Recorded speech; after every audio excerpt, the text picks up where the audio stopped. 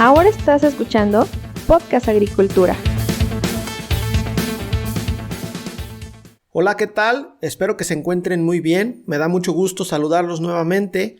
Les doy la bienvenida al episodio número 257, en el cual les voy a hablar sobre una tecnología que actualmente es muy famosa y que se está utilizando en un sector que no es la agricultura, pero que en la agricultura se podría utilizar para mejorar los sistemas de trazabilidad de los productos agrícolas. Este episodio está patrocinado por ProducePay, impulsando al productor de la siembra a la venta. Impulsamos a los agricultores con financiamiento para exportar frutas y hortalizas frescas a los Estados Unidos. Somos el socio ideal desde la siembra hasta el último pago. Conoce más en producepay.com. Pero antes de pasar a hablar sobre este tema, quiero comentarles brevemente que Podcast Agricultura acaba de pasar las 97,000 escuchas. Y esto no sería posible sin su apoyo. Así que quiero agradecerles por escuchar los episodios y también si en algún momento han compartido uno con algún conocido o incluso en las redes sociales, les agradezco muchísimo. Y en esta ocasión también quiero pedirles un enorme favor.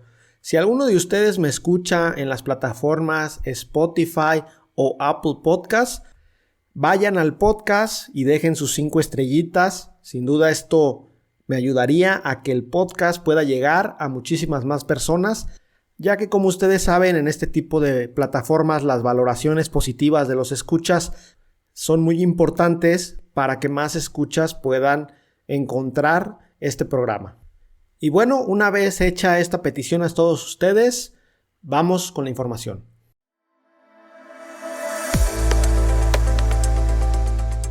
Si alguno de nosotros queremos en este momento conocer toda la trazabilidad de un producto agrícola que tengamos en la cocina, seguramente no vamos a poder obtener toda esa cadena para saber desde dónde procede el alimento que estamos consumiendo.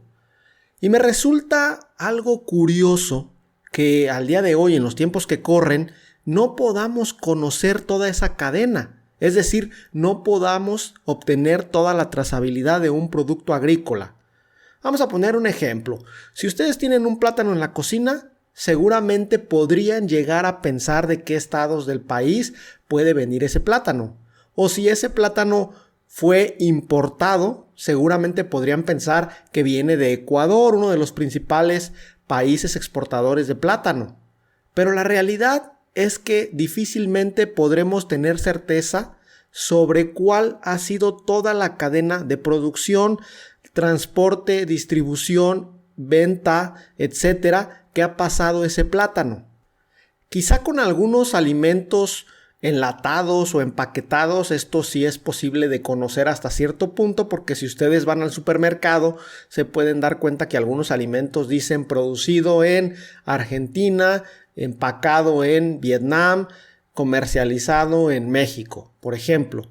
Sin embargo, con los productos frescos, esto resulta extremadamente complicado. Por supuesto que existe un sistema de trazabilidad que en este momento desconozco cuáles podrían llegar a ser sus alcances, que es el famoso código de barras.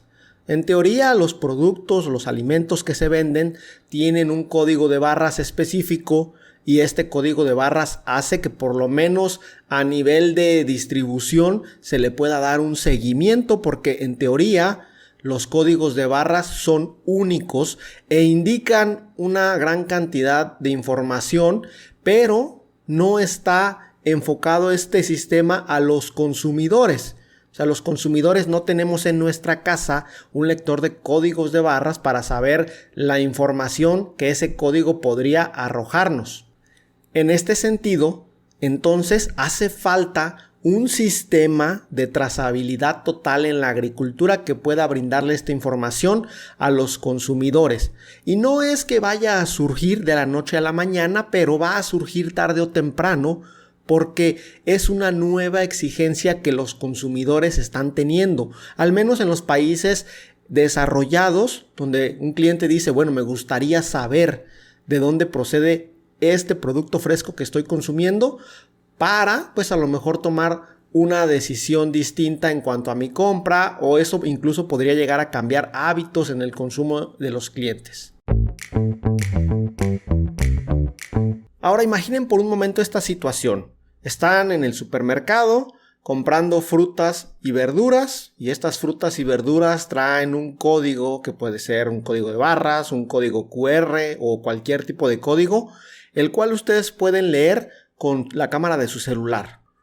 E imagina que al leer ese código te arroja información sobre dónde fue producido el alimento, cuál es su huella hídrica, quién lo distribuyó, cuántos intermediarios hubo, qué fertilizantes se utilizaron para su producción e incluso a lo mejor un seguimiento de los plaguicidas también usados en la producción.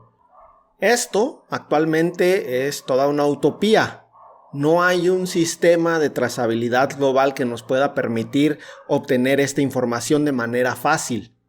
Ahora bien, la principal limitante para un sistema de trazabilidad de este tipo es que necesitaría soportar muchísimas capas de información. De alguna manera, este sistema debería permitir que los agricultores carguen información sobre un producto, pero luego el producto va a pasar a los distribuidores y entonces estos también podrían tener la capacidad de cargar información. Pero luego se va a los vendedores minoristas, por ejemplo, y estos también deberían poder tener la capacidad de agregar todavía más información. Entonces, para que un sistema pueda cumplir con esto, se necesita un requisito básico que es que este sistema sea aceptado globalmente, que haya consenso. Esto sería lo primero que se necesitaría. Bueno, digamos lo segundo. Obviamente lo primero sería desarrollar el sistema y el segundo paso sería implementarlo a nivel global. Porque si se implementa a nivel global, de esta manera sí vamos a poder tener una trazabilidad total. Y aquí obviamente radica una dificultad el que todos los países quieran adoptar este sistema, porque podría surgir un sistema competidor y entonces la mitad de los países se van para un sistema y la mitad para otro y ya no tenemos esa trazabilidad total. Ahora, la complejidad de un sistema de este tipo es tal justamente porque cada miembro de la cadena agroalimentaria debería de poder añadir información. Pero necesitamos que se pueda añadir información sin que la información previa corra el riesgo de ser eliminada o modificada. ¿Y cuál es una tecnología que actualmente ya está siendo probada y que sin duda podría trasladarse al sector agrícola para permitirnos hacer todo esto que les estoy comentando? Pues esta tecnología es la famosa blockchain o cadena de bloques, que es la base técnica sobre la cual funcionan todas las criptomonedas. De momento esta sería la alternativa más viable, porque la blockchain no pertenece a nada, es un sistema descentralizado en el cual todo el mundo participa, pero no tiene un dueño. Y este es un punto importantísimo a considerar para que se pueda extender como un estándar en la agricultura. ¿Qué es una cadena de bloques? Es una base de datos compartida y distribuida, la cual actúa como un libro de registros en donde los registros, una vez que se anotan, ya no se pueden cambiar. ¿Por qué? Porque hay códigos matemáticos que hacen que se pueda este libro escribir hacia adelante, pero se puede revisar hacia atrás, mas no se puede cambiar lo que ya se ha escrito antes. Nada más para hacer un breve paréntesis, estos libros de contabilidad digitales o blockchains surgieron en la década de 1990, pero la realidad es que no tuvieron un impacto claro en la tecnología actual hasta que en 2009 Satoshi Nakamoto lo usó para crear la primera moneda digital, el famoso Bitcoin. Y una de las grandes fortalezas de esta tecnología es que es extremadamente segura. Actualmente todos los días se realizan millones de transacciones con las diferentes criptomonedas que existen y no hemos oído hablar en un solo momento de algún fraude o de que alguien se ha robado criptomonedas. De hecho, esta tecnología es tan segura que cuando alguien pierde su contraseña, esos bitcoins o esas otras criptomonedas que existen se pierden. Aunque tengan un valor de millones de pesos o de dólares, se pierden porque nadie más puede acceder a eso que el dueño, o en este caso, que la persona que está haciendo las transacciones. Y otra gran fortaleza es que justamente como cada día esta tecnología de cadena de bloques soporta miles y millones de transacciones en el tema de las criptomonedas, seguramente con el sector agroindustrial también puede soportar todos los movimientos que se hagan en el mundo sin ningún problema. Es decir, es estable, es segura y todo el mundo puede estar revisando la información. Ojo, como les comenté, revisando más no cambiando la información.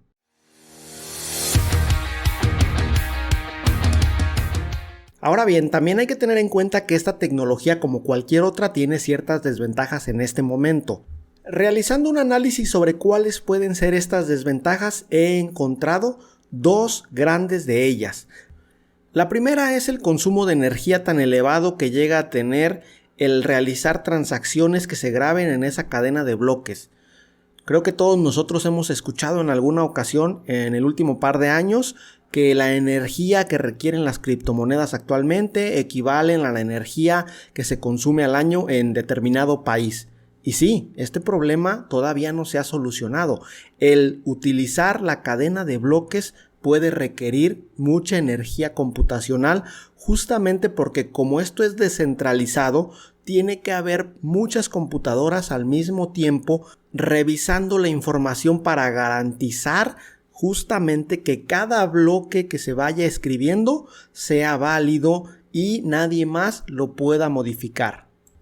La segunda gran desventaja es que para que se pueda implementar esta tecnología de blockchain en la agricultura y nos pueda servir en algún momento para obtener una trazabilidad total de los productos agrícolas, vamos a necesitar de gente ajena al sector, porque se trata de un tema tecnológico altamente técnico y especializado que requiere justamente personas especializadas en este tema que sepan de lo que están hablando, que sepan realizar todo este tipo de implementaciones de las cadenas de bloques, porque estamos hablando de códigos complejos.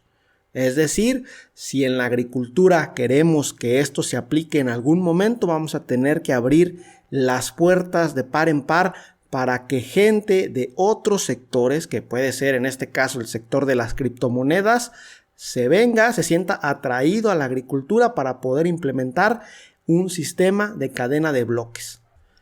Y un tercer punto, que más que una desventaja podría llegar a ser una limitación, es que posiblemente en el mundo no todos estén dispuestos a que exista este nivel de transparencia sobre la trazabilidad agrícola. Por ejemplo, si ustedes revisan en FAOSTAT, la base de datos de la FAO, las importaciones de un producto con las exportaciones de ese mismo producto, se van a dar cuenta que los números no cuadran. Y esta era una pregunta que yo siempre había tenido. Bueno, si un país está exportando un producto es porque otro país lo está importando. Entonces deberían de cuadrar las importaciones con las exportaciones. Pero lo cierto es que a nivel de comercio internacional y específicamente hablando de productos agroalimentarios, se pueden realizar ciertos movimientos, digamos entre comillas, permitidos o avalados que pueden resguardarse detrás de algunos tratados de libre comercio o de algunos tratados bilaterales, etc. Como por ejemplo, si algún país quiere exportar hacia los Estados Unidos un producto, pero a lo mejor no puede hacerlo, podría primero exportar a México y de México ese producto ser exportado hacia Estados Unidos como si fuera producto mexicano. Obviamente esto es un ejemplo, pasa muchísimo en algunos países asiáticos, por ejemplo, incluso pasa con el tema de la exportación de algunos países asiáticos que Estados Unidos tiene un poco restringidas las importaciones desde esos países. Bueno, estos países primero le exportan a China o primero le exportan a India y después de esos países se exporta hacia los Estados Unidos de manera más libre. Entonces, pues el nivel de transparencia en la trazabilidad de los productos agrícolas que nos podría dar la blockchain posiblemente no sea del agrado de todos, y esto va a hacer que no exista un consenso, y si no existe un consenso, difícilmente la tecnología se va a poder adoptar porque necesitamos que sea o que se convierta en un estándar.